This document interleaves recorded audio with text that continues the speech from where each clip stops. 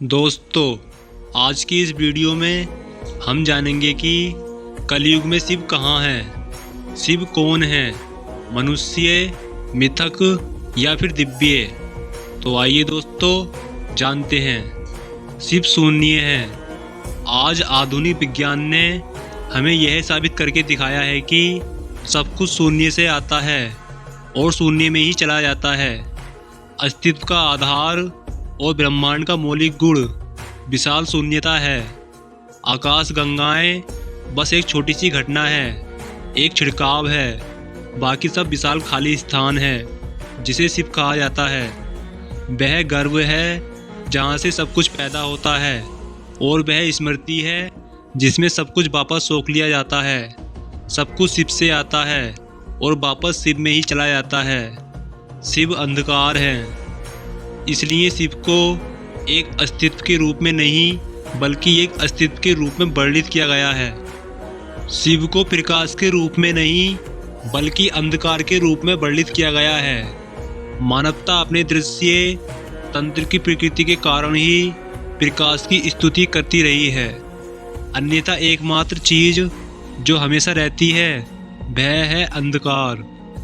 प्रकाश इस अर्थ में एक सीमित घटना है कि प्रकाश का कोई भी स्रोत, चाहे प्रकाश बल्ब हो या सूर्य, अंततः प्रकाश देने की अपनी क्षमता खो देगा।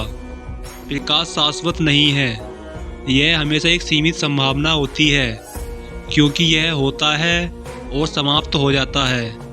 अंधकार प्रकाश से कहीं अधिक बड़ी संभावना है।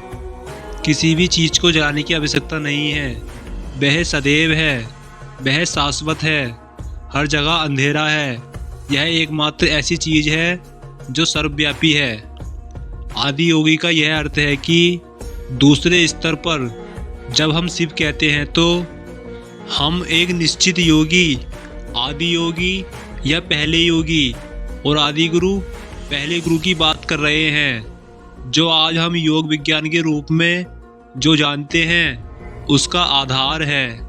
योग का मतलब सिर के बल खड़ा होना या सांस रोक कर रखना नहीं है। योग इस जीवन की उत्पत्ति कैसे हुई और इसे इसकी चरम संभावना तक कैसे ले जाया जा सकता है, इसकी मूल प्रकृति को जानने का विज्ञान और प्रौद्योगिकी है।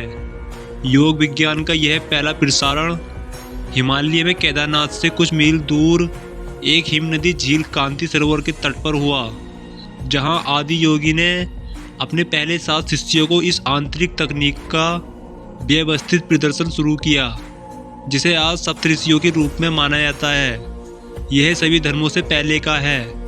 इससे पहले कि लोग मानवता को उस बिंदु तक तोड़ने के लिए विभाजनकारी तरीके अपनाते हैं जहां इसे ठीक करना लगभग असंभव लगता है। मानव चेतना को बढ़ाने के लिए आवश्यक सबसे शक्तिशाली उपकरणों को महसूस किया गया और उनका प्रचार किया गया।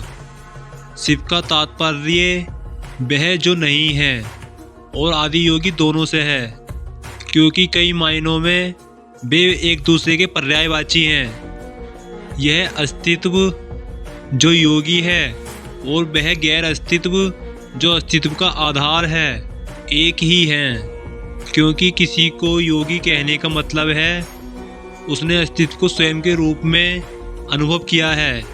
यदि आपको अस्तित्व को एक क्षण के लिए अनुभव के रूप में अपने भीतर समाहित करना है तो आपको वह शून्यता बनना होगा। केवल शून्यता ही सब कुछ धारण कर सकती है। कोई चीज़ कभी भी हर चीज़ को रोक कर नहीं रख सकती। एक जहाज सागर को नहीं पकड़ सकता।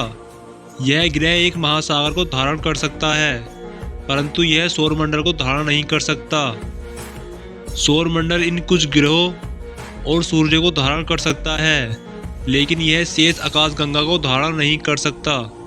यदि आप इस तरह उत्तरोत्तर आगे बढ़ते हैं तो अंततः आप देखेंगे कि केवल शून्यता ही सब कुछ रोक सकती है। योग शब्द का अर्थ मिलन है। योगी वह है जिसने मिलन का अनुभव किया है। इसका मतलब है कि कम से कम एक पल के लिए वह पूर्ण शून्यता में रहा है। दोस्तों, यह जानकारी आपको कैसी लगी हमें कमेंट बॉक्स में बताएं, और कमेंट बॉक्स में हर हर महादेव लिखना ना भूलें। हर हर महादेव।